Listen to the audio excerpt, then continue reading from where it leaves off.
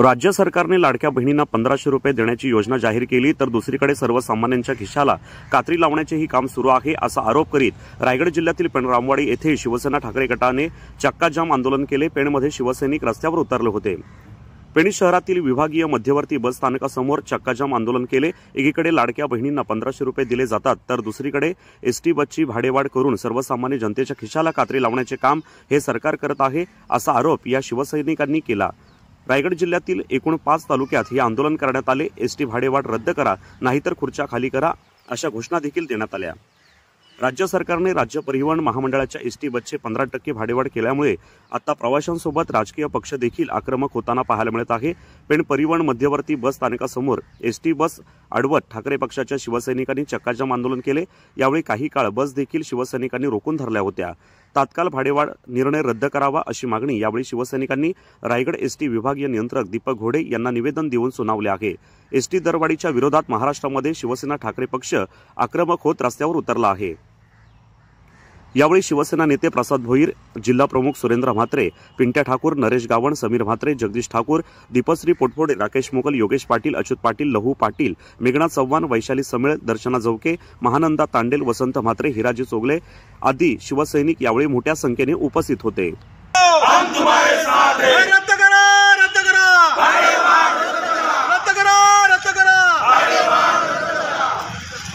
बांधवांसाठी हक्काचं वाहतुकीचं साधन असलेलं राज्य परिवहन मंडळाची एसटी बस वाढीची ही भरमसाठ भाडेवाढ या महाविस्कळीत असलेल्या अशा महायुती सरकारने केलेली आहे। त्याचा निषेध करण्यासाठी शिवसेना उद्धव बाळासाहेब ठाकरे पक्षाच्या वतीने आमचे पक्षप्रमुख उद्धवजी ठाकरे साहेबांच्या आदेशाने संपूर्ण महाराष्ट्रभर आम्ही चक्का जाम करतोय। याचा उद्देश एवढाच आहे की सरकारला आम्ही याची जाणीव करून देतोय की तुमचा हा जो पॅटर्न चालू आहे, तुम्ही ज्या प्रकारे पहिले मुख्यमंत्री पदाचा वाद घातलात, त्यानंतर मंत्रिमंडळ स्थापन करताना महिनाभर घालतात, त्यानंतर आता पालकमंत्र्यांचा वाद घालतात, हे आम्हाला न कळण्या एवढं महाराष्ट्रातली जनता दुष्कुळी नाही आहे।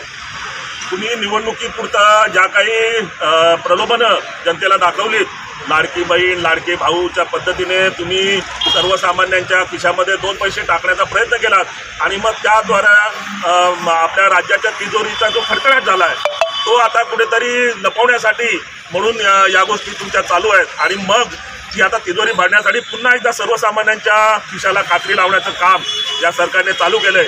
आणि भाजप युती महायुतीचं सरकार बसलं आणि ज्या वेळेला निवडणुका झाल्या त्यावेळेला भरमसाठ आश्वासनं दिली होती, म्हणजे एवढी आश्वासन दिली होती की पुरीच करता येऊ शकत नाही। त्याच्यात एसटीचं पण आश्वासन होतं, प्रवासाबद्दल एसटीच्या प्रवासाबद्दल आश्वासन होतं आणि लाडक्या बहिणींच्याबद्दल होतं, सगळी आश्वासन होती। पण निवडणुका झाल्या आणि सरकार बसल्याबरोबर पहिली 15% भाडेवाढ केलेली आहे।